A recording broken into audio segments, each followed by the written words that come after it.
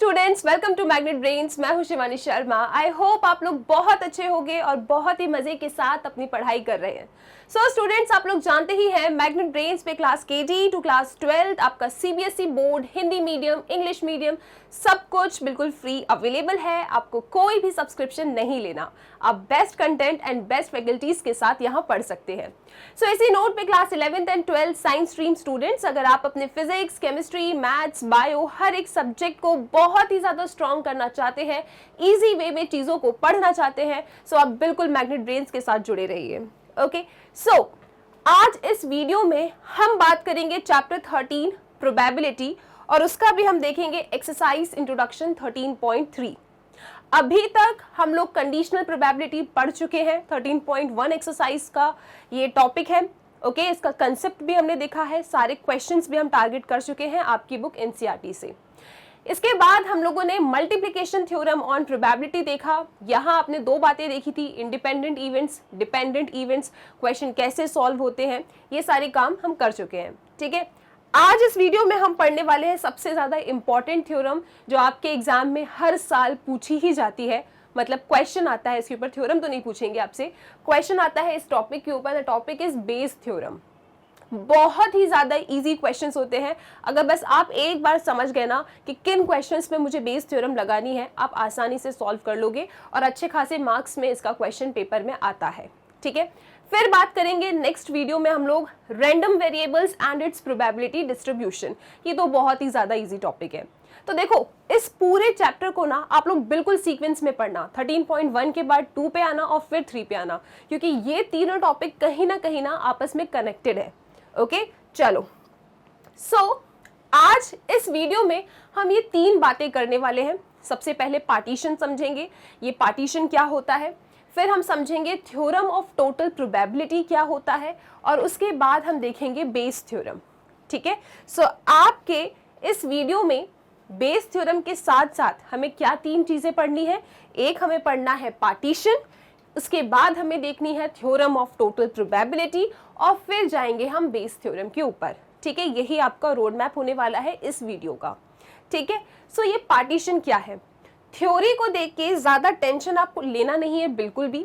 Theory बस आप अपने दिमाग में थोड़ा सा फिट कर लो कि अच्छा ऐसा ऐसा होता है, तब कहीं ना कहीं जाके जो क्वेश्चंस हैं बेस थ्योरम के या टोटल प्रोबेबिलिटी थ्योरम के, उनका एक केस बन जाता है, एक फाउंडेशन बन जाता है। ठीक है, तो आप हल्का सा बस इस थ्योरी को समझने की कोशिश करना।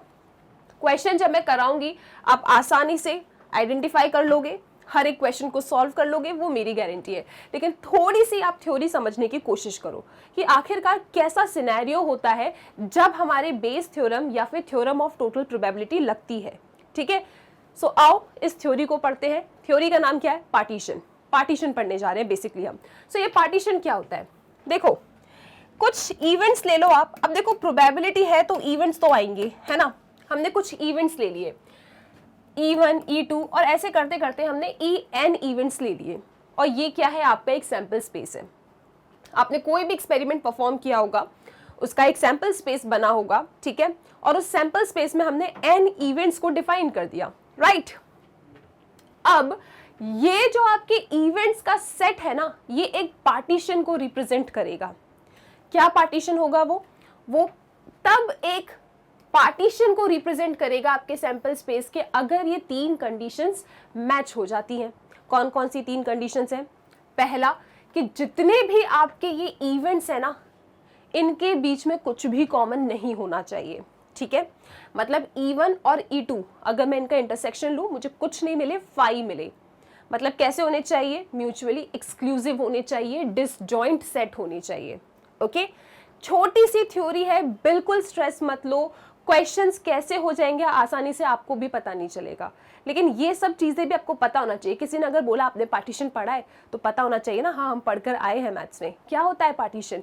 कुछ सेट ऑफ इवेंट्स है आपकी E1, E2 dot dot dot EN is set to represent a partition of the sample space if किसी भी सैंपल स्पेस के कुछ इवेंट्स जो होते हैं, like E1, E2 dot dot dot EN, जितने भी इवेंट्स होते हैं, ठीक है, किसी भी सैंपल स्पेस के जितने भी इवेंट्स होते हैं, वो पार्टीशन तब रिप्रेजेंट करते हैं अगर ये तीन कंडीशंस मैच हो जाती हैं। ठीक है, मतलब सैम्पल स्पेस है मैम, उसके कुछ इवेंट्स हैं, तो वो जो इवेंट्स हैं वो पार्टीशन दिखाएगा। कब? जब उन इवेंट्स के बीच में कुछ भी कॉमन ना हो। जितने भी इवेंट्स हैं आपके पास यहाँ पे, इनका अगर मैं इंटरसेक्शन लेती रहूं तो मुझे कुछ ना मिले, फाई मिले, मतलब डिसजॉइंट सेट होना चाहिए। दूसरा कि जितने भी इवेंट्स हैं इस सैंपल स्पेस के, अगर मैं उसका यूनियन ले लूं तो मुझे सैंपल स्पेस मिल जाए, मतलब एग्जॉस्टिव होने चाहिए। सारे इवेंट्स कैसे होने चाहिए? एग्जॉस्टिव होने चाहिए। और जितने भी इवेंट्स हैं ना, उनकी प्रोबेबिलिटी नॉन जीरो होनी चाहिए, मतलब जीरो नहीं चाहिए हमें, जीरो से बड़ी होनी चाहिए। ठीक है, तो जितने भी इवेंट्स हैं उन सब की प्रोबेबिलिटीज कैसी होनी चाहिए? Non zero. तो अगर ये 3 कंडीशन बैठ जाती है तो पार्टीशन बन जाता है। ठीक है, तो व्हाट इज पार्टीशन? कोई सैंपल स्पेस है मैम, उसमें बहुत सारे इवेंट हैं, अगर उन इवेंट्स के बीच में कुछ भी कॉमन नहीं है तो बहुत अच्छी बात है, एक पहला केस वेरीफाई हो गया। दूसरा केस क्या है कि जितने भी इवेंट्स हैं अगर मैं उन सब का यूनियन ले लूं तो सैंपल स्पेस मिल जाए, और जितने भी इवेंट्स हैं उन सब की प्रोबेबिलिटी नॉन जीरो होनी चाहिए, यानी कि ग्रेटर देन जीरो होनी चाहिए। सो अगर ये 3 कंडीशंस मैच कर जाती हैं तो मेरे ये इवेंट क्या रिप्रेजेंट करते हैं? पार्टीशन रिप्रेजेंट करते हैं। तो अगर मैं कहूं दूसरे शब्दों में क्या कि the events E1, E2 dot dot dot En represent a partition of the sample space if they are pairwise disjoint. ठीक है, ये कब सैंपल स्पेस में आपका पार्टीशन शो करेंगे इवेंट्स? जब ये डिसजॉइंट हो। फिर एग्जॉस्टिव हो, मतलब इन सबका अगर मैं यूनियन ले लूं तो मुझे सैंपल स्पेस मिले, and have non zero probabilities, और हर एक इवेंट की नॉन जीरो प्रोबेबिलिटीज हो। तो क्या ये 3 कंडीशंस आपको याद रहेंगी? हमने बहुत बार डिस्कस कर लिया। मैम क्या हमसे पेपर में डिफाइन पार्टीशन पूछने वाले हैं? अरे नहीं, आपसे ये नहीं पूछेंगे, लेकिन क्वेश्चन इसके ऊपर होता है। मतलब जो भी केस बनते हैं ना आपके क्वेश्चंस में कि ये क्वेश्चन ऐसा ही क्यों हो रहा है, इस तरीके से ही सॉल्व क्यों हो रहा है, तो वो आपके क्वेश्चन कुछ इस तरीके के होते हैं कि जब भी आपके पास 2 से ज़्यादा इवेंट होंगे, उनका यूनियन लोगे तो सैंपल स्पेस मिल जाएगा, इंटरसेक्शन में कुछ कॉमन नहीं होता, नॉन जीरो प्रोबेबिलिटीज होती हैं हर इवेंट की, तो आपके बेस थ्योरम और थ्योरम ऑफ टोटल प्रोबेबिलिटी इसी पे बेस्ड है। ठीक है, तो ये केस आपको पता होना चाहिए कि व्हाट इज पार्टीशन, राइट। चलो फिर बात करते हैं जिसके ऊपर एक क्वेश्चन आता है, और अगर मैं गलत नहीं हूं तो शायद आपके एक्सरसाइज 13.3 का पहला क्वेश्चन इसके ऊपर ही बेस्ड है।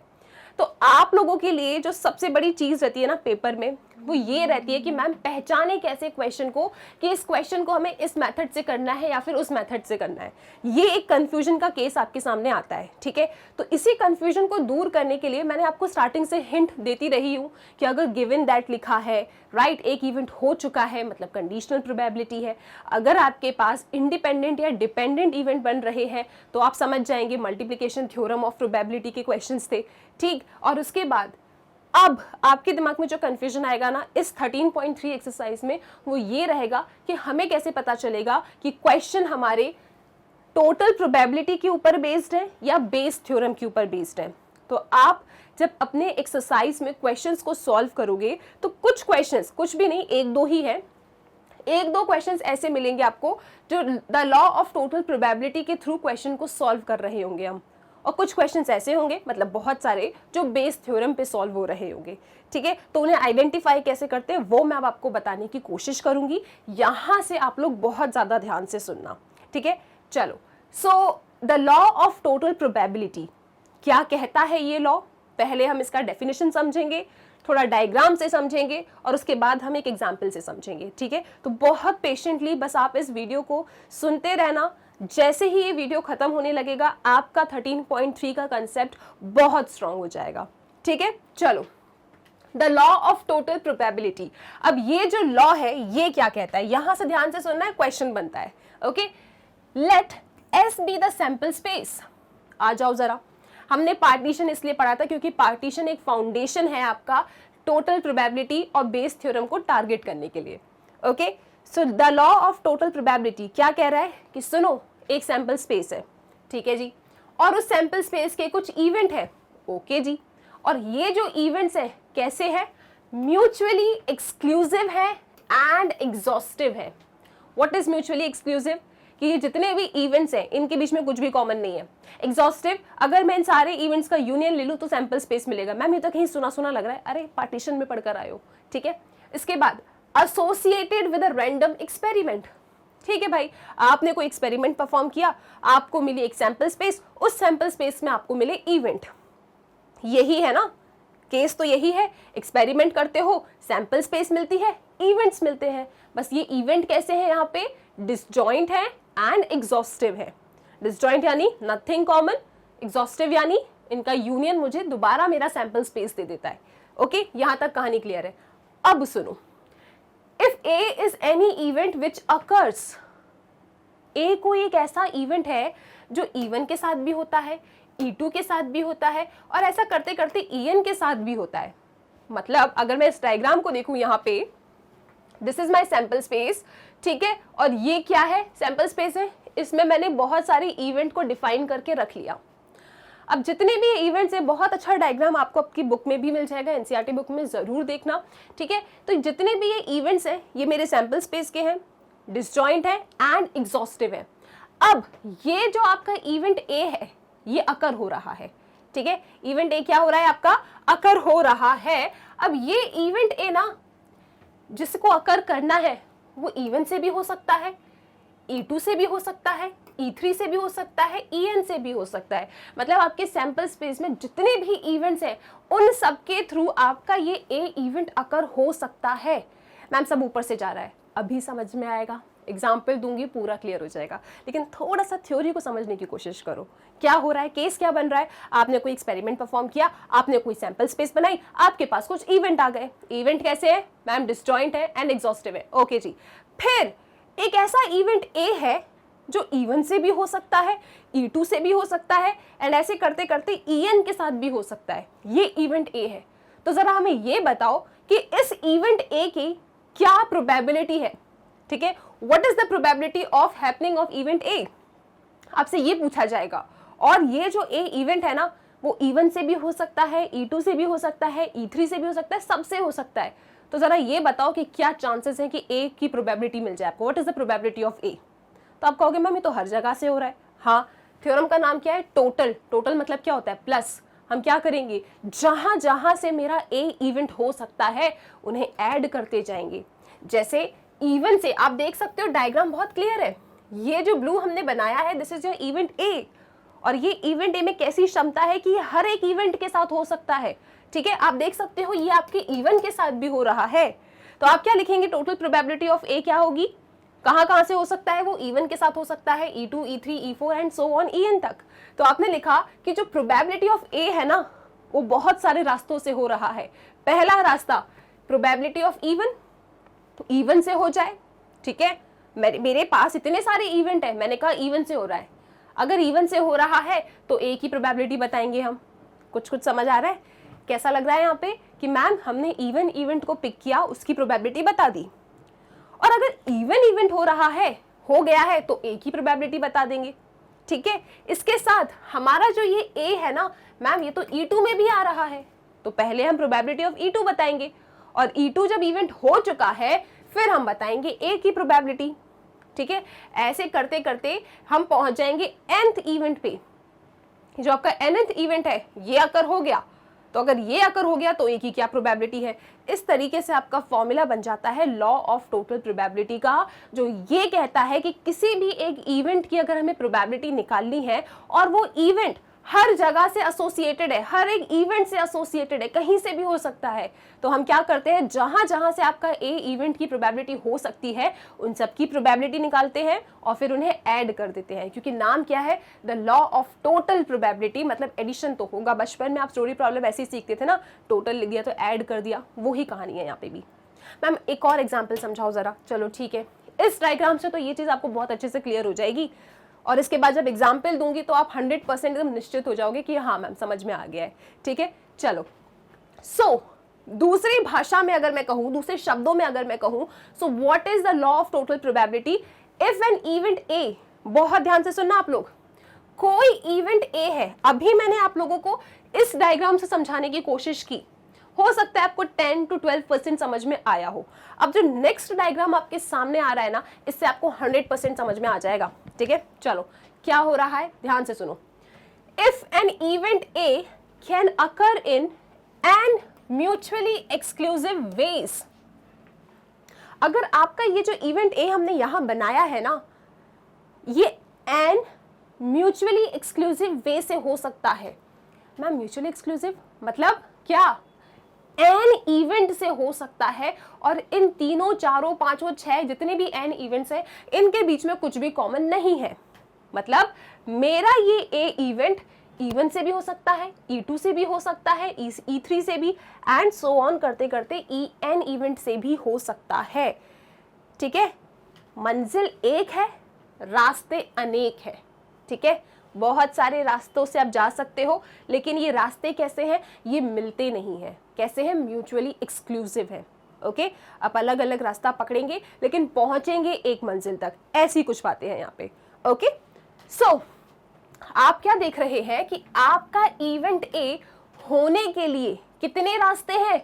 जितने यहाँ इवेंट है, E1, E2, E3, EN, okay, so on करते करते EN। तो ये एन म्यूचुअली एक्सक्लूसिव वेज है ए तक पहुंचने के लिए।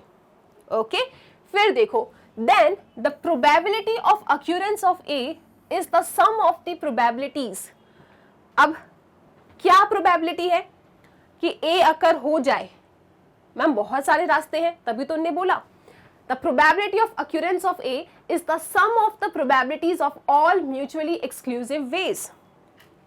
जितने भी ये म्यूचुअली एक्सक्लूसिव वेज है ना, इन सब की प्रोबेबिलिटीज का सम आपको प्रोबेबिलिटी ऑफ अक्यूरेंस ऑफ ए देगा। ठीक है, क्योंकि आपके पास ए इवेंट को होने के लिए कितने रास्ते हैं? एन इवेंट है, एन रास्ते हैं। तो कौन से रास्ते से चलना है आपको नहीं पता, तो आप क्या बताएंगे? इतने सारे रास्ते हैं। तो क्या करोगे? उन सभी रास्तों की प्रोबेबिलिटीज को ऐड कर दोगे। ठीक है, तो आप कैसे लिखेंगे? देखो, अब मान लो कि अगर आपने इवन चुन लिया, ठीक है, इवन रास्ते को देख लिया आपने, इवन इवेंट पढ़ो, इवन इवेंट आपने देख लिया, आप साफ साफ देख सकते हो कि मैं यहां से ऐसे गई, फिर मैं यहाँ पे अपने ए इवेंट तक पहुंच रही हूँ। ठीक है, तो एक रास्ता तो ये है। तो मैं बोलूंगी what is probability of even. सबसे पहले तो मुझे इवन के होने के चांसेस निकालने पड़ेंगे, क्योंकि यहाँ पे इतने सारे रास्ते हैं ना। आप बहुत ध्यान से समझो, आपको कहाँ जाना है? आपको ए तक जाना है, आपको इस ए तक जाना है। कितने रास्ते हैं? इतने सारे रास्ते हैं। ठीक है, तो आप जब इसकी प्रोबेबिलिटी निकालेंगे ना, तो इन सब की प्रोबेबिलिटीज आप ऐड कर दोगे।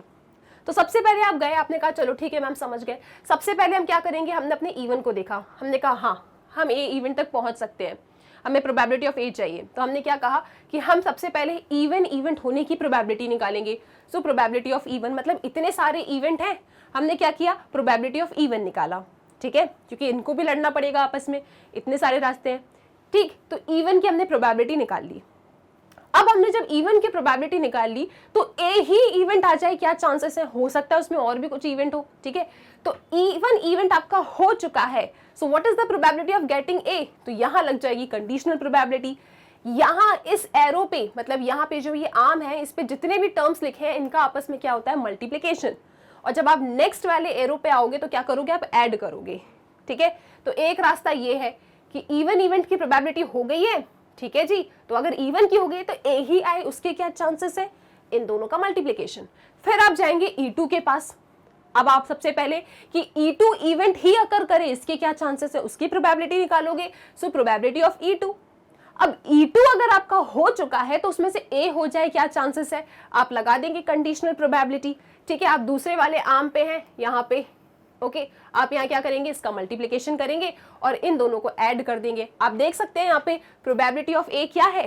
Probability of even. अगर इवन की प्रोबेबिलिटी हो गई है तो ए आ जाए, तो इन दोनों का आपस में हमने क्या किया? मल्टीप्लिकेशन किया। फिर जब हम दूसरे वाले डायग्राम पे आए तो हमने क्या किया? इन्हें ऐड किया। देखो कि E2 इवेंट हो तो उसकी probability into probability of A when E2 has occurred. फिर आपके पास कौन सा रास्ता है? मैम E3 रास्ता भी है। तो हम सबसे पहले ये देखेंगे कि E3 इवेंट हो जाए, उसके क्या चांसेस है? PE3। अब अगर E3 हो गया है तो उसमें से A हो जाए तो क्या चांसेस है, कंडीशनल प्रोबेबिलिटी लगी। एक ही डायग्राम पे एक ही एरो वाले से बना हुआ है, मतलब आपस में मल्टीप्लिकेशन, और जैसे आप अपने एरो को चेंज करोगे आप इन्हें ऐड कर दोगे। तो ऐसे ही आप देखेंगे तो लास्ट में आप पहुंचेंगे कहाँ कि EN इवेंट हो जाए, और अगर EN इवेंट हो गया है तो A होने की क्या चांसेस है, इनका मल्टीप्लिकेशन, और आखिरकार जाके आपको क्या मिल जाएगा, प्रोबेबिलिटी ऑफ A मिल जाएगा। इसीलिए इस थ्योरम को टोटल प्रोबेबिलिटी की लॉ कहते हैं, फिर टोटल प्रोबेबिलिटी ऑफ थ्योरम कहते हैं, थ्योरम ऑफ टोटल प्रोबेबिलिटी कहते हैं। ठीक है, सो कुछ क्लियर हुआ, थोड़ा बहुत। एग्जाम्पल पे आओ, एग्जाम्पल पे आओ, और फिर एग्जाम्पल को समझने के बाद ना एक बार थोड़ा सा ना इस वीडियो को पीछे करके थोड़ा सा और सुनना। ठीक है, जितना भी मैं पढ़ा चुकी हूँ एक बार इस एग्जाम्पल को समझो बहुत अच्छे से, और फिर जितना हिस्सा मैंने एक्सप्लेन किया है ना थोड़ा सा एक बार उसको और सुनना, आप कभी भी गलती नहीं करेंगे। ठीक है, चलो क्वेश्चन देखो। मैम कैसे पता चलेगा कि question the law of total probability का है? अभी देखो ऐसे पता चलेगा। अ bag contains 4 red and 3 black balls. A second bag contains 2 red and 4 black balls. ठीक है जी। 1 bag is selected at random. आपने रैंडमली एक बैग उठा लिया, कौन सा उठाया ना आपको पता है ना मुझे पता है ना क्वेश्चन वालों को पता है। Now from the selected bag, आपके पास कितने बैग हैं, चलो बैग बनाओ। आपके पास 2 बैग हैं, एक ये रहा बैग, एक ये रहा बैग। ओके जी, इस बैग के लिए मैं इसे E1 कह देती हूँ क्योंकि बाद में ये मेरा इवेंट ही बनने वाला है, और इसे E2 कह देती हूँ, ये मेरा दूसरा इवेंट है। सो आपका ये जो बैग 1 है ना, इस बैग 1 में कुछ सामान रखा है। क्या क्या रखा है? 4 रेड बॉल्स है, okay ji, and 3 black balls है। ठीक है, सेकेंड बैग में 2 रेड बॉल्स है एंड 4 ब्लैक बॉल्स है। बहुत अच्छी बात है, डेटा हमने बना लिया। ये पहला बैग है, ये दूसरा बैग है। ओके, तो बैग 1 में 4 रेड और 3 ब्लैक बॉल्स हैं, बैग 2 में 2 रेड एंड 4 ब्लैक बॉल्स हैं। अब क्या करना है, कोई भी बैग रैंडमली उठा लो, और जिस बैग को आपने उठाया है ना उसमें से हमने एक बॉल को बाहर निकाल लिया। आप खुद इमेजिन करो, 2 बैग है, कुछ कुछ सामान रखा है, हमें नहीं पता, हमने रैंडमली किसी बैग को उठा लिया, और फिर क्या किया, फिर हमने एक बॉल उठा ली। हमने रैंडमली किसी एक बैग को पिक कर लिया और उसमें से हमने एक बॉल निकाल ली। ठीक है, find the probability that the ball drawn is red. आपको ये प्रोबेबिलिटी निकालनी है कि बॉल रेड हो। ठीक है मैम, यहाँ तो बहुत कंफ्यूजन है। पहली बात क्या है कि 2 इवेंट है मैम यहाँ पे। ठीक है, 2 इवेंट है, दोनों में ही आपके पास बॉल्स हैं, red and black, no problem. अब इन्हें हमें बताया ही नहीं किस बैग को उठाना है, रैंडमली कोई भी बैग को उठा लिया है और उसमें से बॉल भी निकाल ली है, और ये हमसे क्या पूछ रहे हैं कि जो हमने बॉल बाहर निकाली है व्हाट इज द प्रोबेबिलिटी कि वो रेड कलर की बॉल आ जाए। तो आपको कुछ ऐसा नहीं लग रहा है कि ये केस कुछ इसके जैसा हो रहा है? आपने क्या किया, यहाँ से आपने एक रेड कलर की बॉल निकाली, ये तो फिक्स है कि एक रेड कलर की बॉल निकाली है, उसकी प्रोबेबिलिटी बताना है। तो जब आप इसका डायग्राम बनाएंगे ना, यहाँ पे देखो ऐसा बनाते हैं अपन इसको, this is my red ball, ये मेरा R एक इवेंट है कि रेड बॉल आया है। ठीक है, red ball, drawn ball is red, ऐसा लिख देते हैं, ड्रॉन बॉल इज रेड। अब सुनो, कहानी समझो।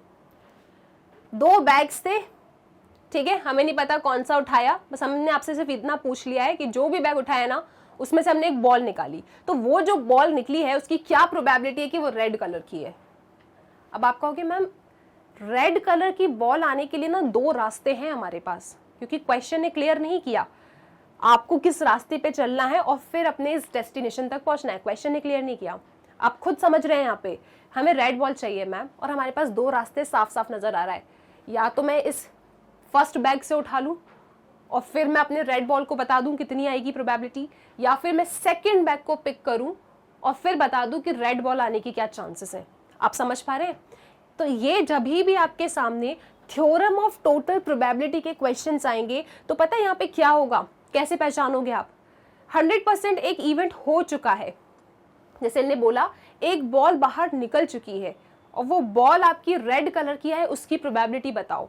ठीक है, रेड कलर की बॉल आए उसकी प्रोबेबिलिटी बताओ, लेकिन ये बॉल कहां से आई है ये आपको नहीं बताते।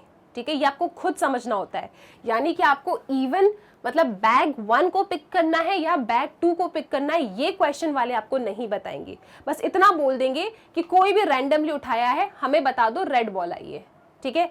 तो वो रेड बॉल तो कहीं से भी आ सकती है, या तो पहले बैग से या तो दूसरे बैग से, और या फिर और का मतलब मैथ्स में क्या होता है, प्लस। तो हो सकता है बैग 1 से आया हो रेड बॉल या फिर बैग 2 से आया हो रेड बॉल।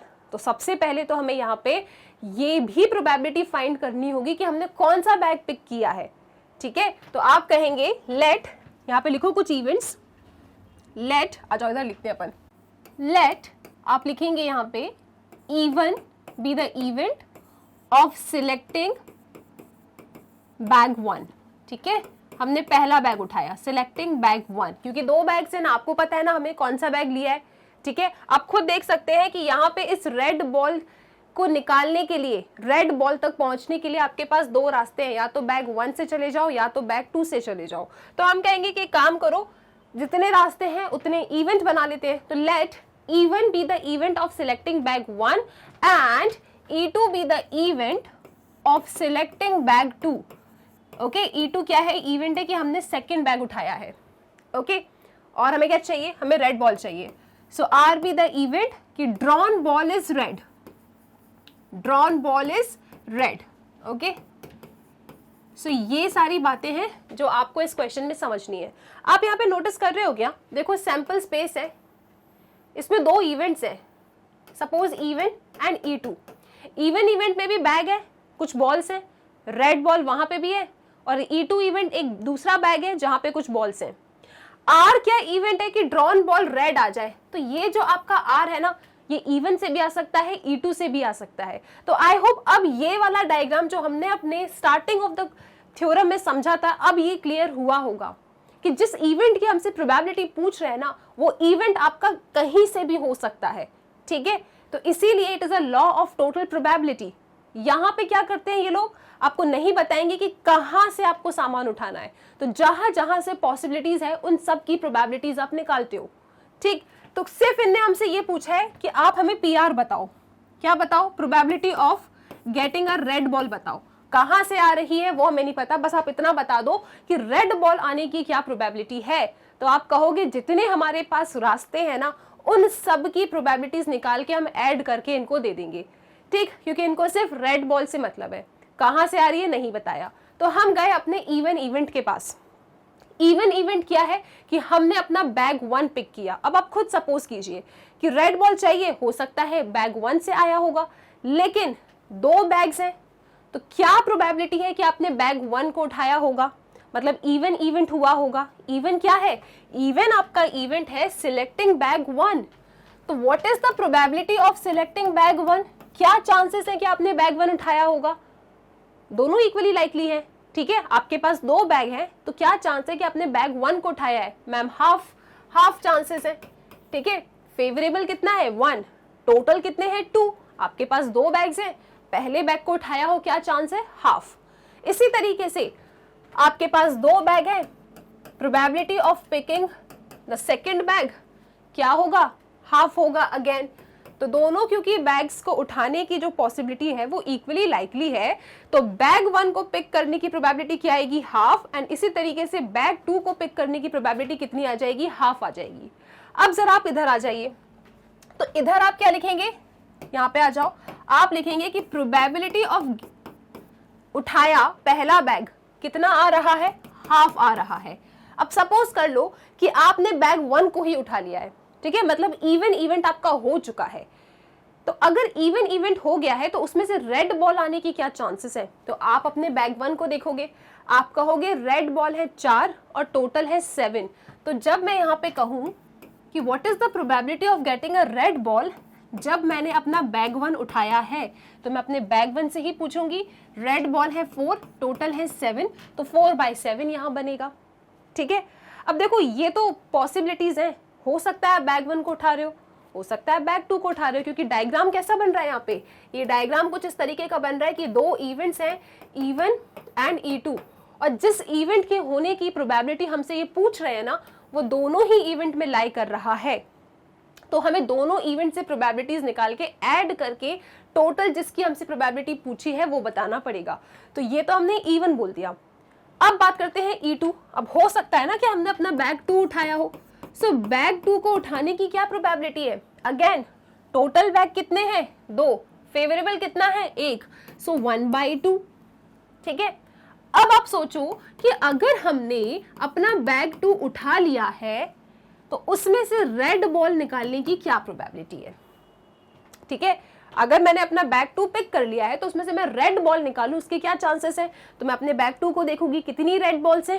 2 रेड बॉल्स है। और टोटल बॉल्स कितनी है? टोटल बॉल्स कितनी है आपके पास? 2 + 4 यानी कि 6। सो ये 2/6 आ रहा है।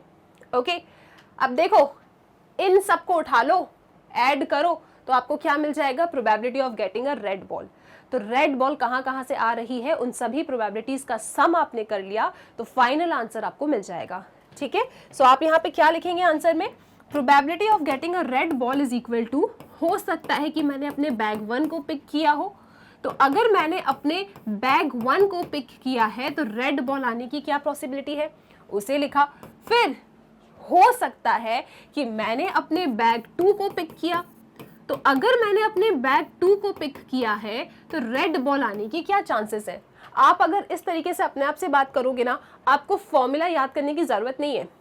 आप खुद समझो ना कि अगर मैंने बैग 1 को उठाया, तो अगर बैग 1 को उठा लिया है तो उसमें से रेड आ जाए, क्या चांसेस है?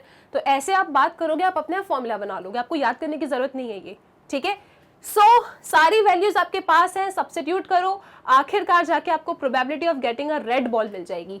Okay, so probability of getting a red ball is equal to probability of even कितनी है?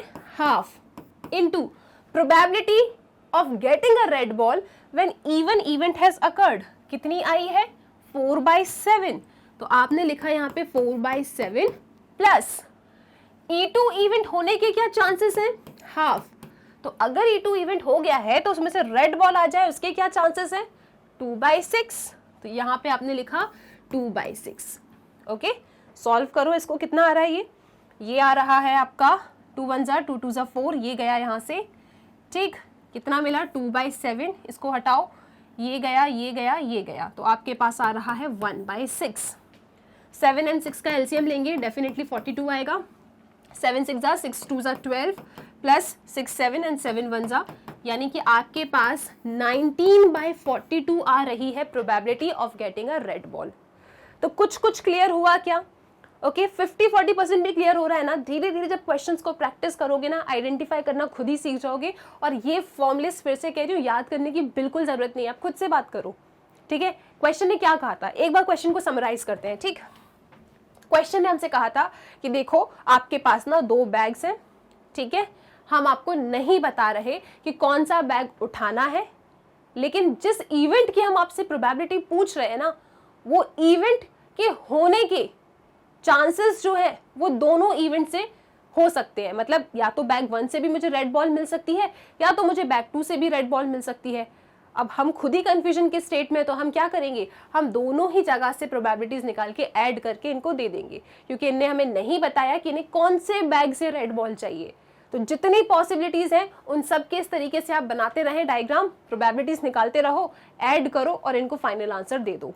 ठीक है, तो कैसे पहचानोगे क्वेश्चन कि थ्योरम ऑफ टोटल प्रोबेबिलिटी का है? हमें दे देंगे कि इसकी प्रोबेबिलिटी बताओ और इसके होने के चांसेस हो सकता है इन दोनों तीनों इवेंट में हो। ठीक है, लेकिन ये नहीं बताएंगे कौन से इवेंट से हुआ है, तो फिर हम बता देंगे कि हो सकता है यहाँ से हुआ हो, वहां से हुआ हो। ठीक है, हमसे सिर्फ इसकी प्रोबेबिलिटी पूछी जाएगी। आई होप ये क्लियर है। चलो आगे देखते हैं। अब अगर ये क्लियर है ना, तो अब बात करते हैं बेस थ्योरम की। ओके, थोड़ा सा बेस थ्योरम को समझते हैं, जिसके ऊपर हर साल पेपर में क्वेश्चन आते हैं, और उसके बाद हम कंपैरिजन करेंगे कि हमें कैसे पता चलेगा कि क्वेश्चन बेस थ्योरम का है या टोटल प्रोबेबिलिटी का है। ठीक है, तो उसके बाद हम कंपैरिजन भी देखेंगे। अब देखते हैं कि ये बेस थ्योरम क्या है। बहुत ईजी है, ये जो भी फॉर्मूला दिख रहा है ना, आपको कुछ नहीं रटना, आप अपने आप ही बना लोगे। ओके, तो थ्योरी देख लेते हैं पहले। क्या कहती है थ्योरी कि सुनो, E1 E2 En कुछ n नॉन एम्प्टी इवेंट्स हैं। ठीक है, जो एक पार्टीशन को रिप्रेजेंट करते हैं। अब अचानक से आपके सामने ये पार्टीशन अगर पहली बार आता तो आप पता नहीं कहाँ पहुंच जाते। ठीक है, तो आपको पता है कि ये E1 E2 En जो इवेंट है किसी पार्टीशन को रिप्रेजेंट कर रहे हैं। इसका मतलब क्या है, वो 3 कंडीशन सेटिस्फाई कर रहे हैं। कौन कौन सी कंडीशन? कि इन इवेंट की प्रोबेबिलिटी कभी 0 नहीं हो सकती, ठीक है। उसके बाद ये जितने भी इवेंट्स हैं, अगर मैं इनका यूनियन ले लूं तो मुझे सैंपल स्पेस मिलेगा। और तीसरी कंडीशन क्या थी? कि जितने भी इवेंट्स हैं इनमें कुछ भी कॉमन नहीं है। तो इस छोटे से शब्द का यहाँ पे ये 3 बातों से मतलब था, ठीक। तो अच्छी बात है कि E1 E2 हमारे पास कुछ ऐसे इवेंट हैं जो एक पार्टीशन को रिप्रेजेंट कर रहे हैं किसी सैंपल स्पेस की। ओके, मतलब क्या? कि ये डिसजॉइंट है, ये म्यूचुअली एक्सक्लूसिव है, एग्जॉस्टिव है, नॉन जीरो इनकी प्रोबेबिलिटी है। तो यहाँ पे इनने इस पार्टीशन को एक्सप्लेन भी कर दिया। अगर ऐसी कंडीशन बन रही है तो ये फॉर्मूला होता है बेस थ्योरम का। क्या है ये फॉर्मूला? कि कोई इवेंट हो गया है तो वो इवेंट यहां से हुआ हो उसके चांसेस बताओ, ठीक। हम इस फॉर्मूले पे अभी नहीं जाएंगे, हम पहले क्वेश्चन को समझेंगे और फिर खुद से अपना फॉर्मूला बनाएंगे। तो आपको यहाँ पे कुछ भी याद करने की जरूरत नहीं है, ठीक। हटाओ इसे। तो ये तो आपने देख लिया कि ऐसा कुछ दिखने वाला है बेस थ्योरम। फिर ये जो लाइन है ना, ये बहुत इंपॉर्टेंट है। बेस थ्योरम को हम लोग formula for the probability of causes कहते हैं। बेसिकली बेस थ्योरम पता है क्या काम करती है? रिवर्स प्रोबेबिलिटी का काम करती है। आपको एक स्टेप पीछे जाना होता है यहाँ पे, ठीक। यहाँ पे हम कारण निकालते हैं कि किस कारण की वजह से ये इवेंट हुआ होगा, ठीक है। इसीलिए इसे कहते हैं प्रोबेबिलिटी ऑफ कॉजेस, कि क्या कॉज रहा होगा जिसके वजह से ये इवेंट हुआ है, ठीक है। आप एक स्टेप पीछे जाते हो। एग्जाम्पल देखते हैं और अच्छे से क्लियर होगा। देखो जरा, ये स्टेप्स हैं, स्टेप्स पे मैं आऊंगी। डायरेक्टली मैं आपको बेस थ्योरम ना क्वेश्चन की हेल्प से समझाती हूँ, और उसके बाद कौन सी स्टेप्स होती हैं, क्या फॉलो करना होता है। जितना भी बड़ा फॉर्मूला है बिल्कुल टेंशन मत लो, आप अपने आप इससे भी बड़ा फॉर्मूला बना सकते हो बेस थ्योरम का, ठीक है। तो ये तो बिल्कुल मत सोचना कि मैम क्या ये हमें रटना पड़ेगा, नहीं, आप खुद बना सकते हो, ठीक है। बस आपको एक छोटी सी बात याद रखनी है, क्या? कि प्रोबेबिलिटी कैसे निकालते हैं? Favourable outcome divided by total number of outcome. बस इसको याद रखो, ये आप सब अपने आप कर लोगे, ठीक है। कुछ याद नहीं करना आपको। ओके, तो क्या स्टेप्स हैं? स्टेप्स पे आएंगे हम एक सेकंड बाद। पहले जरा इस क्वेश्चन को समझते हैं और देखते हैं कि इसमें ऐसा क्या है कि इसमें बेस थ्योरम लग रही है। और बेस थ्योरम का तो मैम आपने हमें फॉर्मूला भी नहीं बताया, तो आप हमें कैसे सॉल्व करवाने वाले हो? देखो, आप खुद सॉल्व करोगे। सुनो, यहाँ पे क्या है, पहले क्वेश्चन को रीड करो। क्वेश्चन कह रहा है कि bag 1 contains 3 red and 4 black balls. जो जो डायग्राम यहाँ दिखता जा रहा है उसे बनाते जाओ। एक बैग 1 है मेरे पास, ये बनाया मैंने, दिस इज माई बैग 1। इस बैग 1 में मैं इसे B1 ही बोल देती हूँ, है ना, बैग 1। 3 रेड है और 4 ब्लैक बॉल्स हैं। While another bag 2 contains 5 red and 6 black balls. फिर मेरे पास एक और बैग है, ठीक है, बैग्स की कमी नहीं है, हमारे पास एक और बैग है। उस बैग में क्या है? 5 रेड है, ठीक, और 6 ब्लैक बॉल है। जो भी डेटा आपको समझते आ रहा है आप उसे बनाते चलो। ओके, फिर क्या है? बस 2 ही बैग है क्या? Okay, 1 ball is drawn at random from one of the bags and it is found to be red. ठीक है, हमने क्या किया? हमारे पास 2 बैग है, एक बैग 1 है, एक बैग 2 है।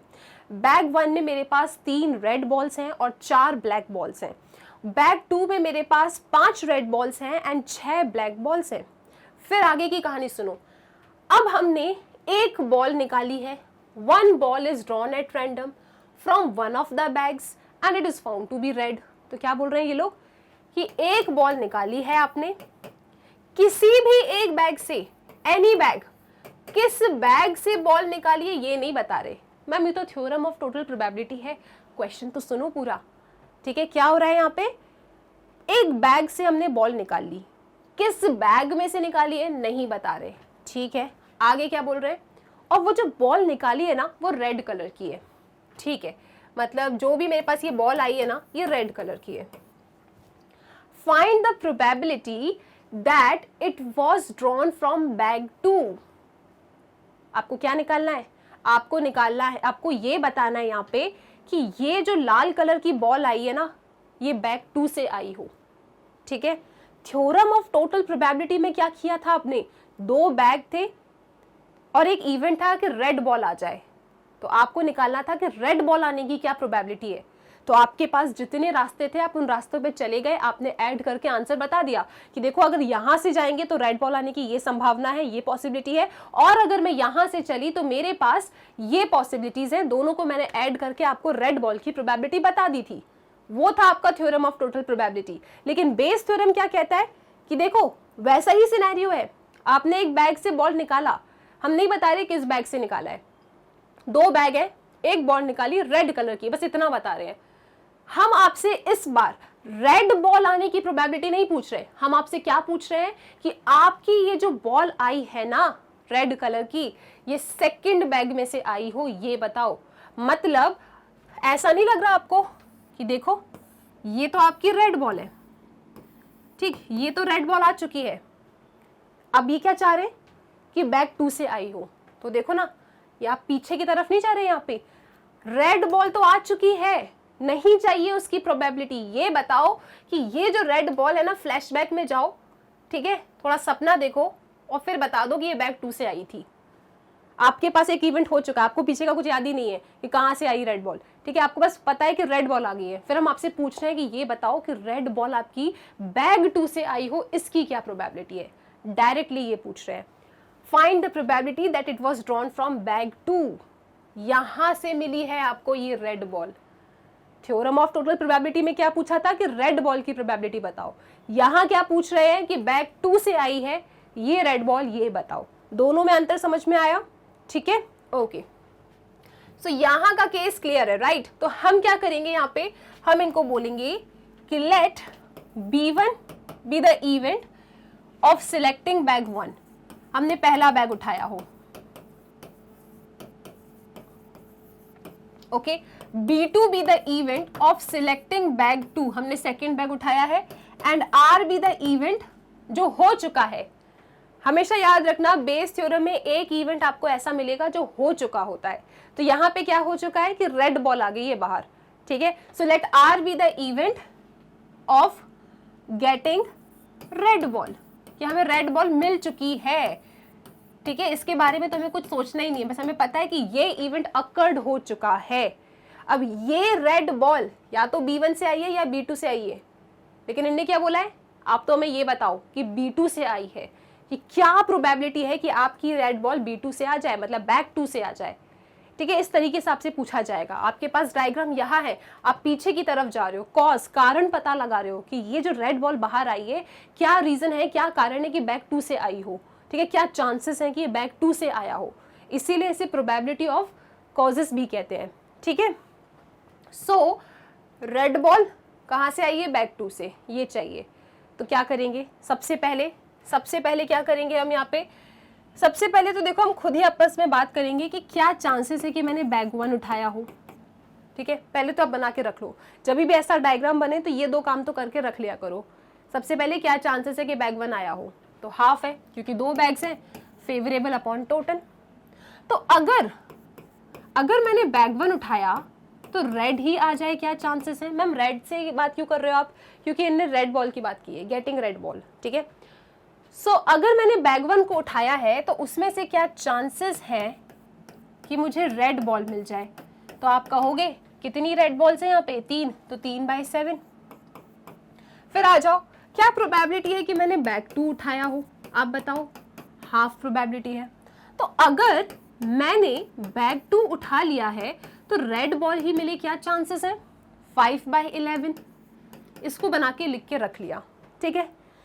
बेस थ्योरम में थोड़ा सा लॉ ऑफ टोटल प्रोबेबिलिटी लगता है। कैसे लगता है, सुनो।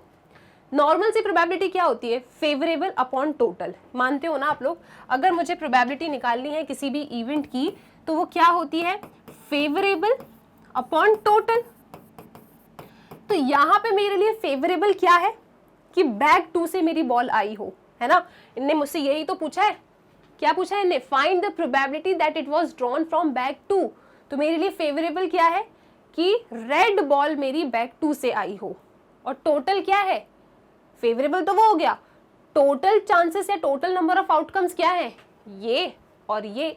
तो इसीलिए आप लोग ऊपर क्या लिखेंगे फेवरेबल में, जो पूछा है, और नीचे क्या लिखेंगे टोटल में, जहां जहां से आपको रेड बॉल मिल सकती थी, ओके। यहाँ पे फेवरेबल अपॉन टोटल का केस चलता है। आप ऊपर लिखते हैं जिसकी प्रोबेबिलिटी पूछी है और नीचे लिखते हैं कि कहां कहां से आपको रेड बॉल मिल सकती थी। ठीक है, अब सुनो, इनने बोला है कि आपने बैग में से जो बॉल निकाली है ना वो रेड कलर की है, क्या चांसेस है कि बैग 2 से आई हो। मतलब एक इवेंट हो चुका है, यहाँ पे क्या हो चुका है इवेंट, यहाँ इवेंट हो चुका है, रेड बॉल आ चुकी है। क्या पूछ रहे हैं कि क्या चांस है सेकंड बैग से आई हो। तो इस तरीके से आपका फॉर्मूला बनेगा, ये आपको चाहिए। एक इवेंट हो चुका है, एक इवेंट अकर्ड हो चुका है, क्या है वो कि रेड बॉल तो बाहर है, चांसेस बताओ कि सेकंड बैग से आया है। तो बेसिकली आपको ये फाइंड करना है। तो इसमें क्या लिखोगे आप, फॉर्मूला क्या बनाएंगे इसको फाइंड करने के लिए, favourable outcome upon total number of outcomes. So favourable outcome क्या है, आओ जरा फॉर्मूला बनाए। चलो, ये फाइंड करना है, ये मानते हो या नहीं, किसी को ये कंफ्यूजन तो नहीं है मैम, यहाँ पे तो ये पूछ रहे हैं सिर्फ हमसे, आप ये क्या बनाते रह रहे हो यहाँ पे, ये तो सिर्फ इतना पूछ रहे हैं, find the probability that it was drawn from bag 2। ये तो हमसे PB2 पूछ रहे हैं, आपने ऐसा क्यों बनाया, आपने पूरा क्वेश्चन नहीं पढ़ा। क्या बोला है इनने कि एक बैग उठाया है, एक बॉल निकाली है और वो जो बॉल है ना रेड कलर की है। तो जरा ये बताओ कि क्या प्रोबेबिलिटी है कि हमने उस बॉल को बैग 2 से उठाया है। तो एक इवेंट तो हो चुका है ना, आप रेड कलर की बॉल तो निकाल चुके हो, क्या पता लगाना है कि सेकंड बैग से आया हो। ठीक है, सो इसीलिए probability of B2 when R ball has occurred, जब या फिर व्हेन रेड बॉल इज बाहर आ चुकी है। तो ये फाइंड करना है, ये फाइंड नहीं करना आप, ऐसे काम आप 10th क्लास में खत्म कर चुके हो। ठीक है, 12th में क्या एक इवेंट हो गया है, यहां से हुआ है वो बताओ। ठीक है, ओके, सो ये फाइंड आपको नहीं करना है। अब देखो, प्रोबेबिलिटी आपको फाइंड करना है ऑफ गेटिंग अ क्या, of getting a ball from, of getting a red ball from bag 2, ये निकालना है। ठीक है, एक रेड बॉल आ चुकी है, सेकंड बैग से आई है, ये बता दो। तो हमने बना दिया, कंडीशनल प्रोबेबिलिटी हम पढ़ के आए हैं। अब आपने कहा था फॉर्मूला याद करने की जरूरत नहीं, आप खुद बना लोगे, है ना। तो सुनो कैसे बनाओगे,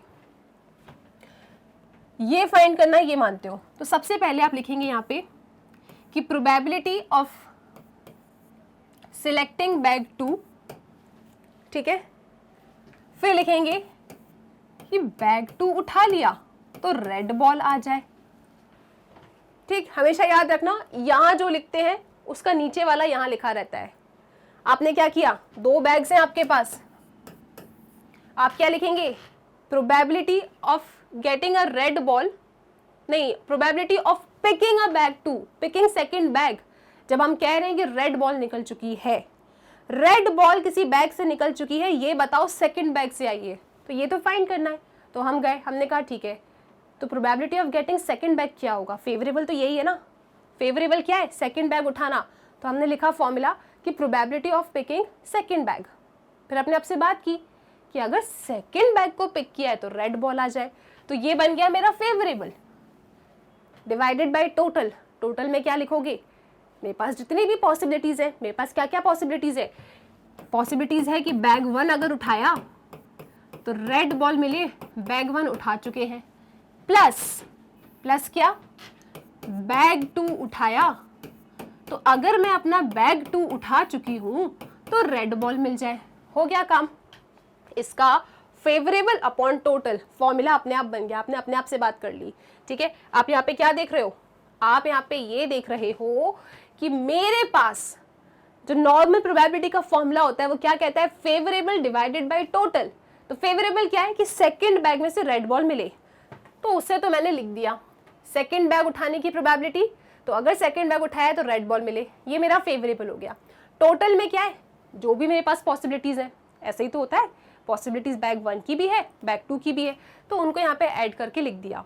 यही फॉर्मूला है बेस थ्योरम का। मैं कह रही हूँ ना, आप अपने आप अगर इस चीज को समझ गए ना, इस लॉजिक को समझ गए, आपको कुछ रटने की जरूरत नहीं है और बेस थ्योरम आपको बहुत ईजी लगेगा। ठीक है, इसीलिए मैंने आपको स्टार्टिंग में फॉर्मूला दिखाया ही नहीं, आपने सिर्फ देखा और सीधे मना कर दिया मत याद करना, क्योंकि आप याद भी करोगे तो भी आप क्वेश्चंस नहीं बना पाओगे। आपको खुद समझना होगा कि जो इवेंट हो चुका है कहां से हुआ है, कॉज, ठीक है, कहां से हुआ है उसकी प्रोबेबिलिटी। तो हो क्या चुका है, रेड बॉल आउट है, बैग 2 से आई हो, ये बताओ। ठीक, तो इसको लिखा। फिर क्या किया, बचपन वाला formula, favourable by total. Favourable क्या है कि हम तो बैग 2 पे गए, बैग 2 पे गए तो रेड बॉल मिल जाए। और यहाँ पे अगर किसी को परेशानी तो याद रखना, ये जो लिखा है ना इसका जस्ट उल्टा यहाँ लिखते हैं, ठीक है। वैसे मैं चाहती हूँ आप समझो इसे रटने की जगह, ठीक है, लेकिन तो भी एक हिंट बता देती हूँ, पेपर में कंफ्यूज हो जाते हो। यहाँ जो लिखा है उसका उल्टा, और यहाँ तो B2 आना ही है। फेवरेबल बाय टोटल, वैल्यूज को सब्स्टिट्यूट करो, आंसर निकाल लो, ठीक है। चलो वैल्यूज को सब्स्टिट्यूट करते हैं। तो जो हमसे पूछा गया है कि सेकंड बैग से ही रेड बॉल आई हो, उसकी प्रोबेबिलिटी कैसे मिलेगी।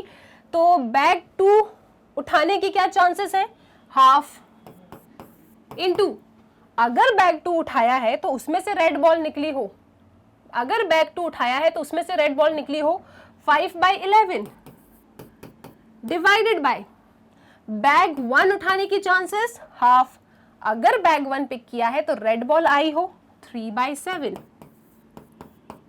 प्लस यहां पे फिर इसकी प्रोबेबिलिटी हाफ इंटू 5/11। सॉल्व तो करो, चेक करो क्या आ रहा है आंसर। तो आपको मिला 5/22 डिवाइडेड बाय 3/14 प्लस 5/22। अब आप इसको सॉल्व करें और चेक करें कितना आ रहा है। सो इसका आंसर आ रहा है 35/68। एक बार आप कैलकुलेशन चेक कर लेना, ठीक है। सो ये आपका क्वेश्चन था। आई होप आप क्वेश्चन कुछ समझे हैं कि यहाँ पे क्या होना था। आपके पास 2 इवेंट थे, E1 एंड E2। क्या था वो इवेंट कि एक बैग 1 है, दूसरा बैग 2 है, और एक ऐसा इवेंट था जो हो चुका था। कौन था वो, कि रेड बॉल हम निकाल चुके हैं, ठीक है। कुछ वर्ड्स मैं बोल रही हूँ, आपको इनको ही पकड़ना है, इससे आप समझ जाओगे क्वेश्चन बेस्ड थ्योरम का है। आपके पास यहाँ पे बहुत सारे इवेंट होंगे, इवेंट को ही हम कॉज कह देते हैं, यहाँ पे और कोई कॉज का मतलब नहीं है। कॉज मतलब क्या, कि किस कॉज से हुआ है, मतलब किस इवेंट से ये वाला इवेंट हुआ है, ये आपसे पूछा जाता है, ठीक है। तो यहाँ पे एक इवेंट हो चुका है, बहुत सारे रास्ते हैं, लेकिन हम आपसे क्या पूछेंगे कि ये इवेंट इस रास्ते से हुआ है, ये बता दो। तो हम पीछे की तरफ जा रहे हैं, इवेंट हमने परफॉर्म कर लिया, बॉल आ चुकी है बाहर, ये बताओ कि ये बॉल सेकंड बैग से आई है, समझे। और बेस थ्योरम में क्या था, मतलब टोटल प्रोबेबिलिटी वाली थ्योरम में क्या था कि रेड बॉल की प्रोबेबिलिटी बताओ। इस बार आपसे रेड बॉल की प्रोबेबिलिटी नहीं पूछ रहे, रेड बॉल तो आउट है, ये बताओ कि बैग 2 से आउट है, ठीक है। सो हम उल्टे तरफ में जा रहे हैं, हम कॉज की तरफ जा रहे हैं कि इसका आने का कारण क्या है, बैग 2, ये प्रोबेबिलिटी बताओ, ठीक। अगर ये क्लियर है ना, तो अब आप इन स्टेप्स को समझ सकते हो। ये कुछ स्टेप्स हैं, इनको समझ लो, क्वेश्चन खत्म। पहला स्टेप, या फिर आप कुछ समझ सकते हो हिंट है ये, कि पहली हिंट क्या है कि क्वेश्चन बेस्ड थ्योरम का है, एक इवेंट हमेशा आपके क्वेश्चन में होगा जो हो चुका होता है, ठीक है। जैसे कि प्रीवियस क्वेश्चन में क्या था, रेड बॉल बाहर आ चुकी है। तो हमेशा जब भी आप बेस थ्योरम का क्वेश्चन देखोगे तो एक इवेंट आपको हमेशा ऐसा मिलेगा जो हो चुका है। फिर वही इवेंट किस कॉज से हुआ है, कॉज मतलब क्या, इवेंट। ये जो इवेंट हो चुका है उसके कॉजेस होंगे बहुत सारे, E1, E2, E3, क्योंकि वो कहीं से भी हो सकता है। तो आपसे क्या पूछ लेंगे कि ये जो ए इवेंट हो चुका है ना, ये ए इवेंट आपका इवन कॉज से हुआ है, ये बता दो। कॉज मतलब क्या, इवेंट। आपका जो ए इवेंट हो चुका है, जो आपको हमेशा पेपर में गिवन रहेगा। प्रीवियस क्वेश्चन में क्या था कि रेड बॉल आउट है, ठीक है, रेड बॉल बाहर आ चुकी है, वो आपका एक ऐसा इवेंट था जो हो चुका है, वो गिवन है। अब वो रेड बॉल, बहुत सारे उसकी पॉसिबिलिटीज थे आने के, जैसे यहाँ पे आप देख सकते हो बहुत सारे कॉजेस होंगे। तो किस कॉज से आई है वो रेड बॉल, इवन से आई है। फॉर एग्जाम्पल ऐसा पूछ लें आपसे, तो आप क्या लिखेंगे कि देखो रेड बॉल तो आउट है, इवन इवेंट से आई हो, ये बता दो। तो इस तरीके से आपने फॉर्मूला बनाया और फिर इसे तो आप लिखना जानते हैं, ठीक है। हमेशा बेस थ्योरम के क्वेश्चन में एक इवेंट ऐसा होगा जो हो चुका है, तो वो इवेंट जो हो चुका है वो आपसे पूछ सकते हैं कि इनमें से मान लो कि इस इवेंट से हुआ है, उसकी प्रोबेबिलिटी बताओ, ठीक है। बहुत सारे रीजंस हैं, बहुत सारे कॉजेस हैं, लेकिन इस वाले से हुआ है ये बताओ, ठीक है। ऐसे आपसे डायरेक्टली पूछा जाएगा बेस थ्योरम में। तो आप फॉर्मूला बनाएंगे कि ए हो चुका है, इवन से हुआ है, उसके चांसेस क्या है, ये फेवरेबल अपॉन टोटल। फेवरेबल क्या है कि इवन से हुआ है, अगर इवन से हुआ है तो ए हो चुका है, आपने अगर इवन इवेंट को पिक किया है तो उसमें से एक ही प्रोबेबिलिटी क्या है, ऐसा लिखा, और नीचे क्या है आपके total number of outcomes. Total number of outcomes क्या है, 1, 2 एंड 3। तो इन सब की प्रोबेबिलिटीज जो आपको थ्योरम ऑफ टोटल प्रोबेबिलिटी से मिली उसे लिख दो, बस दैट्स इट, इतनी सी बात है। आई होप ये क्लियर है। अब ये स्टेप्स क्लियर है, अब सुनो आगे। इससे आप theorem of total probability and Bayes theorem को और एक बार अच्छे से आइडेंटिफाई कर सकते हो। तो मैं आपको कुछ केसेस बताती हूँ, उनको आप सुनना समझना, इसके थ्रू आप डिस्टिंग्विश कर लेंगे कि क्वेश्चन बेस का है या थ्योरम ऑफ टोटल प्रोबेबिलिटी का है। और जब आइडेंटिफाई कर लोगे तो सॉल्व करने में कोई बहुत बड़ी बात है ही नहीं, ठीक है। यहाँ पे मैंने आप लोगों के लिए 3 बैग रखे हैं, ओके। एक आपके पास बैग 1 है, बैग 2 एंड बैग 3। बैग 1 में 5 रेड है, 3 ब्लैक बॉल्स हैं, हमें डेटा से मतलब नहीं है, बस आप इतना समझ लो कि 3 बैग्स हैं, बैग 1, बैग 2, बैग 3। बैग 1 में 2 कलर की बॉल्स है, रेड एंड ब्लैक, 5 रेड है, 3 ब्लैक है। बैग 2 में 7 रेड है, 11 ब्लैक है, और इसी तरीके से बैग 3 में भी कुछ कुछ डेटा है, और वो डेटा क्या है कि 4 रेड है और 3 ब्लैक बॉल्स है।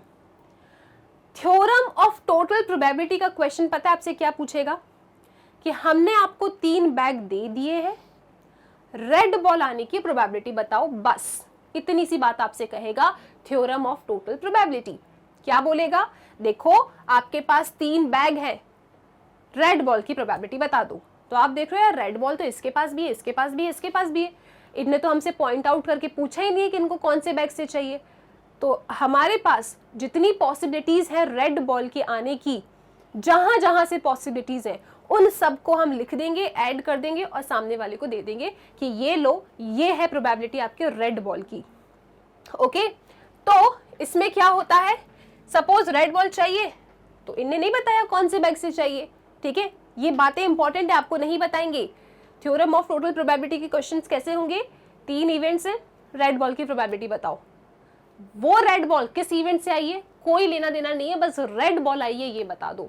तो आप कहोगे ठीक है, रेड बॉल इसके पास भी है, तो हो सकता है हम अपने बैग 1 के पास गए हों, तो बैग 1 के पास अगर हम गए तो रेड बॉल की प्रोबेबिलिटी, या फिर मतलब प्लस हमने बैग 2 पिक किया हो तो बैग 2 की प्रोबेबिलिटी इनटू अगर बैग 2 पिक किया है तो उसमें से रेड बॉल के आने की प्रोबेबिलिटी क्या है वो लिखेंगे। या फिर हो सकता है हमने अपना बैग 3 पिक किया हो, तो अगर बैग 3 पिक कर लिया है तो उसमें से रेड बॉल आने की प्रोबेबिलिटी क्या है उसे लिख दिया। तो इनको जब मैं ऐड कर दूंगी तो मुझे फाइनली मिल जाएगा रेड बॉल की प्रोबेबिलिटी। बस इतना सा काम होता है थ्योरम ऑफ टोटल प्रोबेबिलिटी में, ठीक है। क्लियर है ये चीज, ओके। इसका क्वेश्चन खत्म। अब बात करते हैं बेस थ्योरम का क्वेश्चन। मैं इस ही क्वेश्चन में बेस थ्योरम बनाती हूँ, ठीक है। बेस थ्योरम में क्या होगा, फिर से आपको 3 बैग दे देंगे या फिर कोई भी 3 इवेंट दे देंगे, इवेंट को हम कॉज कहते हैं, ओके। तो हमें कोई भी 3 इवेंट दे देंगे, ओके। फिर एक इवेंट है कि हमने रेड बॉल निकाल ली है बाहर, आपको तो रेड बॉल की प्रोबेबिलिटी बताना ही नहीं है। हमारे पास 3 बैग थे, हमने रेड बॉल पिक कर लिया है। अब आपको ये बताना है कि ये जो रेड बॉल मेरे हाथ में है ना, ये आई है बैग 1 से, ठीक है। आप देख रहे हो 1 इवेंट, 2 इवेंट, 3 इवेंट, सबसे रेड बॉल मिल सकती है, ठीक है। लेकिन मुझे रेड बॉल तो मिल चुकी है, लेकिन मैं चाहती हूं कि मुझे इस बैग से मिली हो उसकी प्रोबेबिलिटी बताओ। आप पीछे जा रहे हो कि नहीं जा रहे हो, है ना। आप कॉज की तलाश में हो, E1, E2, E3 कॉज है, आपको कौन सा कॉज चाहिए, इवन वाला, ठीक है। तो बेस थ्योरम में क्या होगा, 3 इवेंट्स होंगे, म्यूचुअली एक्सक्लूसिव डेफिनेटली है, एग्जॉस्टिव भी है, ठीक है। लेकिन यहाँ पे क्या पूछेंगे ये लोग कि बॉल तो रेड है, आ गई बाहर, उसकी टेंशन मत लो, बैग 1 से आई है ये बता दो। 3 रास्ते थे आपके पास, उसमें से कौन से रास्ते से बॉल चाहिए आपको, फर्स्ट वाले बैग से। तो आप लिखेंगे कि प्रोबेबिलिटी ऑफ रेड बॉल तो आउट है, ठीक है, B1 बैग से आई हो ये बताओ। इसको कैसे रीड करते हैं, ये कंडीशनल प्रोबेबिलिटी है कि बैग 1 से रेड बॉल आई हो, रेड बॉल तो आ चुकी है, बैग 1 से आई हो ये बता दो। तो ये बन गया फॉर्मूला। फिर कैसे बनाओगे यहाँ पे, फेवरेबल अपॉन टोटल। फेवरेबल क्या है, ये बैग 1 की प्रोबेबिलिटी, और अगर बैग 1 चूज किया है तो उसमें से रेड बॉल चाहिए, ये तो फेवरेबल हो गया। टोटल क्या है, जितनी भी पॉसिबिलिटीज हैं आपके पास, बैग 1 पिक किया तो रेड बॉल की प्रोबेबिलिटी, बैग 2 पिक किया तो रेड बॉल की probability, and so on. I hope अब ये क्लियर है, ठीक है, चलो सो एक और एग्जाम्पल देखते हैं और अच्छे से अपना Bayes theorem and theorem of total probability को अंडरस्टैंड करते हैं। ठीक है, अब मुझे नहीं पता, मैंने एक रैंडम क्वेश्चन आपके सामने रखा है, मुझे कोई आइडिया नहीं है कि ये क्वेश्चन आपका बेस थ्योरम का है या टोटल प्रोबेबिलिटी का है। ठीक है, हम सिर्फ इसे रीड करेंगे और समझने की कोशिश करेंगे। ओके, चलो सुनो। A person has undertaken a construction job, एक इंसान ने एक काम करना शुरू किया है। The probabilities are 0.65 that there will be a strike. ठीक है, अच्छा तो एक जॉब स्टार्ट किया एक इंसान ने, ठीक है, स्ट्राइक होने की प्रोबेबिलिटी क्या है 0.65, 0.80 that the construction job will be completed. Job complete होने की प्रोबेबिलिटी क्या है 0.80। कब होगा ये जॉब कंप्लीट इस प्रोबेबिलिटी से, जब कोई भी स्ट्राइक ना हो। and 0.32 that the construction job will be completed on time if there is a strike। समझ रहे हो कहानी आप? स्ट्राइक, नो स्ट्राइक, स्ट्राइक है तो काम पूरे होने की प्रोबेबिलिटी, स्ट्राइक नहीं है तो काम होने की प्रोबेबिलिटी, ऐसा ऐसा कुछ गिवन है आपको, है ना। Determine the probability that the construction job will be completed on time, कि आपका ये जो कंस्ट्रक्शन जॉब है ये टाइम पे खत्म होगा, इसकी प्रोबेबिलिटी आपको बतानी है। ठीक है, पहले हम डायग्राम बनाएंगे इसका। तो हम देख रहे हैं दो बातें कर रहे हैं हमसे ये लोग। पहला कि स्ट्राइक है और स्ट्राइक ना हो, स्ट्राइक है और स्ट्राइक ना हो पर काम तो हो रहा है। इनने हमसे क्या पूछा है, determine the probability that the construction job will be completed on time. तो हम कह देंगे यहाँ पे let C be the event, okay, कि कंस्ट्रक्शन जॉब कंप्लीट हुआ है, क्योंकि इसी की प्रोबेबिलिटी निकालना है, तो जो जिसकी प्रोबेबिलिटी निकालना है उसे हमने यहां लिख दिया। ठीक है, कि construction job will be completed on time, ये आपका सी इवेंट हो गया। ठीक है जी, determine the probability that the construction job will be completed on time, ये आपका सी इवेंट हो गया कि let C be the event, कि जॉब तो भैया टाइम पे कंप्लीट हो रहा है। अब जॉब में प्रॉब्लम क्या आ रही है, कभी कभी स्ट्राइक हो रहा है, कभी कभी स्ट्राइक नहीं हो रहा। तो अगर स्ट्राइक हो रहा है तो एस ले लो, और नहीं हो रहा तो अभी मान लो एन एस लिख देती हूं मैं, नॉट स्ट्राइक। ठीक है, अपने समझने के लिए बना रहे हैं अपन, बाद में इवेंट को चेंज कर लेंगे। The probabilities are 0.65 that there will be a strike. तो मैं यहां लिख लेती हूं कि लेट, हटाओ इसे, let E one be the event की स्ट्राइक हो रही है, okay, and E2 be the event कि कोई स्ट्राइक नहीं हो रही, ऐसा मैंने इसे डिफाइन कर लिया। तो इन्हें बोला है the probabilities are 0.65 that there will be a strike.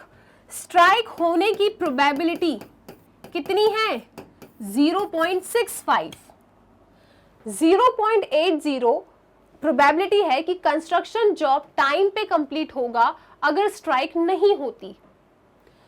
तो पहले तो स्ट्राइक ना होने की प्रोबेबिलिटी निकालनी पड़ेगी। स्ट्राइक होने की प्रोबेबिलिटी 0.65 है, तो स्ट्राइक ना होने की प्रोबेबिलिटी कोई बताएगा मुझे? अपोजिट है, तो यहाँ पे कॉम्प्लीमेंट वाला फॉर्मूला लग जाएगा, PE plus PE not equal to 1। PE1 क्या है, स्ट्राइक हो रही है, PE2 क्या है, स्ट्राइक नहीं हो रही। दोनों का सम किसके बराबर होता है, 1 के बराबर। तो 1 में से 0.65 सब्ट्रैक्ट करो, आपको मिल जाएगी प्रोबेबिलिटी की स्ट्राइक नहीं है। ठीक है, सो आप लिखेंगे 1 0 0 एंड दिस इज 0.65, ये 10, दिस इज 9, कितना आया 5 3, कुछ भी नहीं, तो 0.35। ठीक है, 0.35 प्रोबेबिलिटी है स्ट्राइक ना होने की। इनने हमें नहीं दिया था, हमने खुद निकाल लिया। तो इनने क्या बोला है कि आपका जॉब ना टाइम पे कंप्लीट हो जाएगा, अगर स्ट्राइक नहीं होती तो उसकी प्रोबेबिलिटी है 0.80। तो इनने मुझे अब क्या दे दिया कि मेरा काम कंप्लीट हो रहा है, मेरा काम कंप्लीट हो रहा है if there is no strike, अगर वहां पे स्ट्राइक नहीं है। अगर स्ट्राइक नहीं है तो मेरा काम कंप्लीट होने की प्रोबेबिलिटी कितनी है 0.80 है। क्या ये बात समझ में आई? क्या बोल रहा है ये कि probability is 0.80 that the construction job will be completed on time if, मतलब गिवन है कि देयर इज नो स्ट्राइक, तो स्ट्राइक नहीं है, काम कंप्लीट होने की प्रोबेबिलिटी 0.80। ठीक है, फिर आगे पढ़ो। 0.32 प्रोबेबिलिटी है कि कंस्ट्रक्शन जॉब मेरा कंप्लीट होगा टाइम पे अगर स्ट्राइक है तो, मतलब इफ का मतलब गिवन, तो मुझे गिवन है कि स्ट्राइक तो हो रही है लेकिन हमारा काम भी कंप्लीट हो रहा है, उसकी प्रोबेबिलिटी क्या है 0.32। ये डेटा मैंने इसको पढ़ के बना लिया, ठीक है। फाइनली इनको क्या चाहिए, डिटरमाइन कीजिए प्रोबेबिलिटी कि कंस्ट्रक्शन जॉब तो कंप्लीट होगा। अब इनने नहीं बताया हमको कि स्ट्राइक हो रही है कि नहीं हो रही है, बस इनने हमसे पूछ लिया है कि आप तो प्रोबेबिलिटी बता दो कि काम हो जाएगा टाइम पे, है ना। इस क्वेश्चन को पढ़ के कुछ समझ में आया आपको? क्वेश्चन वालों ने सिर्फ हमसे पूछा है कि काम पूरे होने के चांसेस बताओ, जबकि आपके पास दो रास्ते थे काम पूरे होने के। जब स्ट्राइक होती है तब भी एक रास्ता था काम पूरा होने का, और जब स्ट्राइक नहीं होती तब भी एक रास्ता था काम पूरा होने का। अब इनने हमसे कोई स्पेसिफिकली एक रास्ता नहीं पूछा, इनने तो बस हमसे क्या पूछ लिया है कि भैया काम कंप्लीट हो जाए। तो आप आगे के डायरेक्शन में बढ़ रहे हो ना, यहां से जाओगे तब भी काम हो रहा है, यहां से जाओगे तब भी काम हो रहा है। तो ये क्या है, थ्योरम ऑफ टोटल प्रोबेबिलिटी का क्वेश्चन है, ठीक है। आप पीछे के डायरेक्शन में आ ही नहीं रहे हो, है ना। यहाँ पे क्या हो रहा है, जॉब कंप्लीट हो जाए टाइम पे, तो वो तो ऐसे भी हो सकती है ऐसे भी हो सकती है। तो दोनों रास्तों को क्या करोगे, ऐड करोगे और इन्हें काम पूरे होने की प्रोबेबिलिटी बता दोगे। क्लियर हुआ? क्वेश्चन को पढ़ के समझ में आया कि थ्योरम ऑफ टोटल प्रोबेबिलिटी का है ये, ठीक है। तो इसका आंसर मैं लिख देती हूँ, चलो इधर आ जाओ, यहाँ पे आ जाते हैं अपन, ठीक है। ये तो आपका प्रीवियस क्वेश्चन था, इसे हटाओ। सो काम कंप्लीट होने की प्रोबेबिलिटी इज इक्वल टू, अगर स्ट्राइक है, ओके, अगर स्ट्राइक है तो काम होने की प्रोबेबिलिटी प्लस अगर स्ट्राइक नहीं है, तो अगर स्ट्राइक नहीं है तो काम होने की प्रोबेबिलिटीज, इनको ऐड कर दो, ठीक है। तो प्रोबेबिलिटी ऑफ इवन मतलब स्ट्राइक होने की प्रोबेबिलिटी कितनी है 0.65। स्ट्राइक है फिर भी काम कंप्लीट होने की प्रोबेबिलिटी 0.32 प्लस स्ट्राइक नहीं है उसकी प्रोबेबिलिटी क्या है 0.35। स्ट्राइक नहीं है तो काम कंप्लीट होने की प्रोबेबिलिटी कितनी है 0.80। सॉल्व करो, आंसर ले आओ। तो अब सॉल्व करना कुछ इस तरीके का आपको आंसर मिल जाएगा और खुश हो जाना, ठीक है। सो आई होप ये क्वेश्चन, देखो यहाँ पे कैलकुलेशन मेरा टारगेट नहीं है, यहाँ पे जो मेरा टारगेट है ना वो ये है कि क्या आप इस डायग्राम को और इस क्वेश्चन को समझ पा रहे हो या नहीं, ठीक है। तो अगर ये कुछ कुछ समझना स्टार्ट हो गया है तो बहुत अच्छी बात है। फिर भी लगता है कि मैम बहुत अच्छे से क्लियर नहीं हो रहा, तो आपके पास एक्सरसाइज 13.3 भी है, एक हल्का सा रफ आइडिया आप यहाँ से लो। जब हम एक्सरसाइज 13.3 के इतने सारे क्वेश्चन प्रैक्टिस करेंगे तब आपका Bayes theorem and total probability दोनों बहुत पक्का हो जाएगा, ठीक है। चलो सो इसे हटाते हैं, अगले क्वेश्चन की तरफ चलते हैं। ओके, एक और एग्जाम्पल देखते हैं, इसको पढ़ के समझने की कोशिश करते हैं कि किस थ्योरम पे बेस्ड है ये question. Okay, so given 3 identical boxes 1, 2 and 3 each containing 2 coins. तो आपके पास ना 3 बॉक्स है, यहाँ बना लेते हैं अपन, ठीक है। आपके पास 3 बॉक्सेस हैं 1, 2 एंड 3, और इन तीनों बॉक्सेस के अंदर क्या रखा है, इधर ही बनाओ आप, तो 3 बॉक्स हैं, ठीक है जी। Box 1, box 2 and box 3, 3 boxes हैं और इनके अंदर क्या है, ईच कंटेनिंग 2 कॉइन्स, हर एक बॉक्स में 2-2 कॉइन्स हैं। In box 1 both coins are gold, 2 coins हैं, यहां पे दोनों ही गोल्ड है। In box 2 both are silver, दोनों सिल्वर कॉइन्स हैं। And in box 3 there is 1 gold and 1 silver, ठीक है। जैसा डेटा इनने कहा था मैंने बस डायग्राम बनाया, 3 डब्बे बना लिए, उनमें सिक्के रख दिए। पहले वाले बॉक्स में दोनों गोल्ड हैं, दूसरे बॉक्स में दोनों सिल्वर हैं, तीसरे बॉक्स में एक गोल्ड है और एक सिल्वर है। फिर आगे की कहानी क्या है, a person chooses a box at random and takes out a coin. एक इंसान आया, देखो अब यहाँ से, एक इंसान आया, उसने कोई भी एक बॉक्स रैंडमली पिक किया है और उसमें से एक कॉइन निकाला है। फिर से, अब कोई भी एक रैंडमली बॉक्स सिलेक्ट किया है तो कोई भी कर सकता है, हर बॉक्स का सिलेक्ट होने के चांसेस इक्वली लाइकली है, ठीक है। सो एक इंसान आया, उसने रैंडमली एक बॉक्स उठा लिया, ओके, और उसमें से एक कॉइन निकाला। अब इफ मतलब गिवन, इफ का मतलब क्या होता है, गिवन। गिवन है कि कॉइन क्या है, गोल्ड का है। एक इवेंट अकर हो चुका है, ठीक है। कौन सा इवेंट अकर हो गया है कि जो आपने कॉइन निकाला है ना वो गोल्ड का है। What is the probability that the other coin in the box is also gold. अच्छा, ये कैसी कहानी होगी मैम? देखो क्या किया इस इंसान ने, ये आया, एक बॉक्स को रैंडमली पिक किया और उसने गोल्ड का कॉइन निकाल लिया एक, ये हो गया है।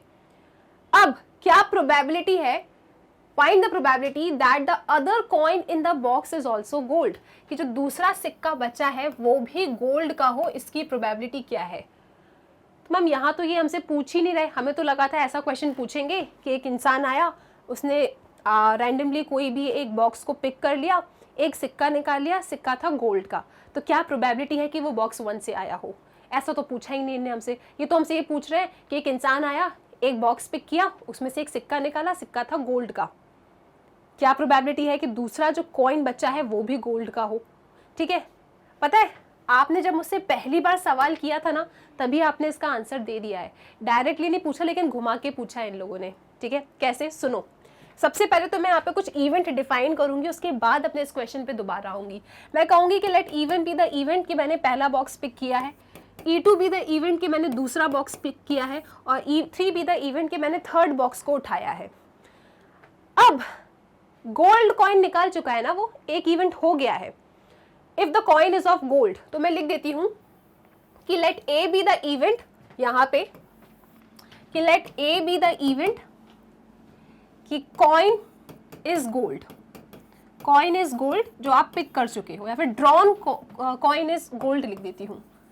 ए वो इवेंट है जो हो गया है, क्या हुआ है उसमें कि आपने एक कॉइन निकाला, वो गोल्ड का है, ठीक है, ये इवेंट हो गया है। क्या पूछ रहे हैं ये लोग कि व्हाट इज द प्रोबेबिलिटी कि उस बॉक्स में जो दूसरा सिक्का बचा है ना वो गोल्ड का होगा। तो जरा आप अपने बॉक्सेस को देखो यहाँ पे आके, पहला जो बॉक्स है उसमें 2 गोल्ड कॉइन्स है, तो एक अगर उसने निकाल लिया तब भी उसमें एक गोल्ड कॉइन हो सकता है ना। बॉक्स 2 पे आओ, यहाँ तो गोल्ड कॉइन है ही नहीं, तो यहाँ से तो गोल्ड कॉइन निकला ही नहीं होगा। बॉक्स 3 पे आ जाओ, एक गोल्ड है तो दूसरा क्या है, सिल्वर है, ये तो दूसरा गोल्ड हो ही नहीं सकता। इंसान ने एक बॉक्स को उठाया, उसमें से एक कॉइन निकाला, गोल्ड का है, क्या प्रोबेबिलिटी है कि जो दूसरा कॉइन बचा है इसमें वो भी गोल्ड का हो। तो आप देख सकते हो इन दोनों केसेस की तो कोई चांस ही नहीं है ना, इन दोनों केस का तो कोई चांस ही नहीं है, क्योंकि इस बॉक्स में तो दोनों गोल्ड कॉइन्स है ही नहीं, इसमें तो एक गोल्ड है दूसरा सिल्वर है, तो अगर एक गोल्ड निकाल लिया है तो दूसरा गोल्ड तो हो ही नहीं सकता, राइट।